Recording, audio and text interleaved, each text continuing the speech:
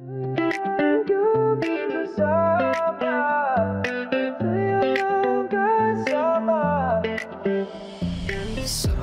hinaan mo nga yan. Ay, ano ba? Huwag mo hinaan yan. Nakikinig ako eh. Favorite K-pop band ko eh. Favorite K-pop, ang lakas-lakas. Kailangan mo mag-concentrate pag nag-drive ka. Ano ka ba?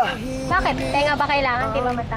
Oh, sige, ayan, mamilosa po ka pa. Diyan ka magaling eh, no? Siyempre, kailangan mo mag-concentrate kapag nagmamaneho ka. Buhay mo at buhay ng pasahero mo ang nakataya kapag nagmamaneho ka, di ba? Yun ang paalala sa akin lagi ni Papa nung nabubuhay pa siya.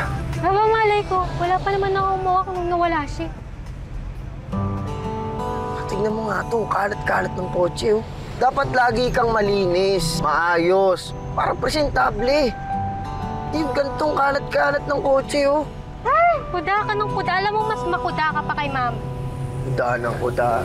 Alam mo, hanggang 11 a.m. lang tayo dito. Pagkatapos, ituturo ko sa'yo kung paano i-prep yung gamot ni Mama. Pagkatapos nun, mag-grocery tayo. Dami-dami. Ano? Wala.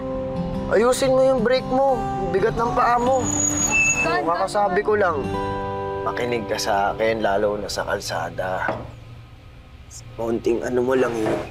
Madidisgrasya ka talaga, kagaya kanina. Di ba sabi ko sa inyo, lagi kayong mag-iingat. Eh kasi naman ma, yan si kuya, masyadong paranoid tapos ang sungit pa magturo. Ulo, anong paranoid doon? Gwyneth, ha? Nag-iingat lang ako, kaya dapat kang sumunod. Well, wala na kasi sa lugar yung pagiging overprotective mo. Overprotective daw. Tama na nga yan. Nasa harap tayo ng pagkain. Eh, saan ba kayo nanggaling kanina?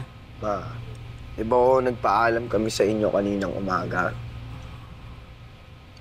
Ha? Nagpaalam kami sa inyo kanina. Hindi nyo na ba maalala? Nakalimutan nyo na agad? Nagpaalam kayo? Tumatanda na siguro nga ako. Anyway, anak. Thank you for taking care of me and Gwen. Simula nung nawala ang dad mo, nung 15 ka, ikaw na ang nag-take over.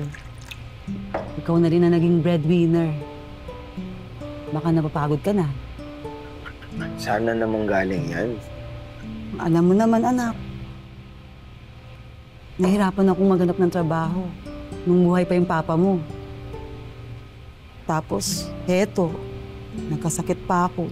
Huwag kang mag-alala. Hindi naman ako napapagod talaga. Dito lang ako palagi. Salamat, anak. Hindi mo kami iniiwan. Di tayo sure. Kumain ka na nga lang dyan ng kumain. O yan. Kainin pa yan, oh. Nakalahati ni Mama para hindi niya na makain. Saka huwag ka nga alis, ha. Ituturo ko sa itong gamot. Etletonib, once a day, every morning. Dito nakalagay. Ha? Ito. Wait lang wala. Ang ka na naman. Hello? Wait. Etletonib, once a day, every morning. Konting pasensya lang, anak. Intindihin mo na lang. Mabilis na lang ang 6 months. Ay ka na sa small flat near downtown para malapit sa bago mong work. Walk lang. Puro commute lang din naman mga tao dito. What if mag-alaga tayo ng pusa? Pwede. Sige. Sige, babe. Parang di ka naman excited. Of course, babe. Excited na rin ako, di ba? Marami pa kasi akong kailangan asikasuhin at ayusin, babe. Di ba? Hindi ko naman kasi pwedeng basta-basta na lang iwan si Mama at si Gwyneth. Lalo na for good na ako mawawala. Yeah, I get it. But babe, you know we can't wait forever on this. I mean, I can't live my life here. You know that from the start. So either you join me here or... Of course, babe. Susunod ako sa'yo dyan, di ba? Matagal na natin itong plano. Hindi na kasi natapos yung pag-asikaso mo sa kanila. Siyempre, humingi ako sa'yo eh. Susunod ako sa'yo dyan. Okay, promise. Pero bubuo din tayo ng pamilya, Brian. I hope you're aware of that. Unless ayaw mo.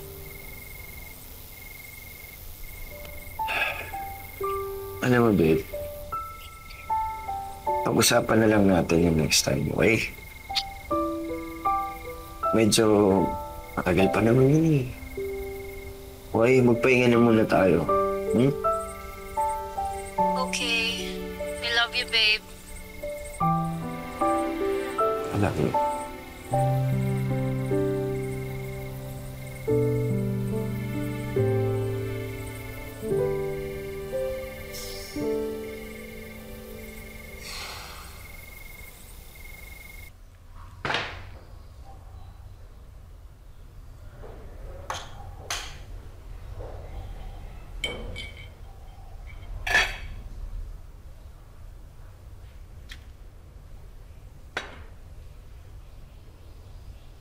Gwyneth!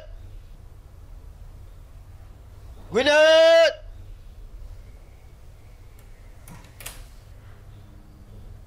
Ano yun, kuya? Tawag mo ba ako? Ano tong mga to? Ha? Ano tong mga to? Bakit ang kalat-kalat, ang gulo-gulo dito? Di ba tinuro ko na sa yung proper arrangement, labeling, organizing ng mga item dito sa kitchen? Ba't ganito? Ba't ang gulo-gulo na naman? Ayusin ko na lang mamaya. Mamaya? Anong mamaya? Gwyneth, life-threatening! Life-threatening! Di ba? Isang mali mo lang, Gwyneth. Alam mo makakalimutin na si Mama, di ba? Baka kasama yan sa kanya. Tindihin mo naman. Gwyneth, ikaw gagawa lahat ng to pag wala na ako, pag nandun na ako sa UK. Bakit? Pumayag na ba si Mama dyan sa plano mo? Aalis ka pala, anak.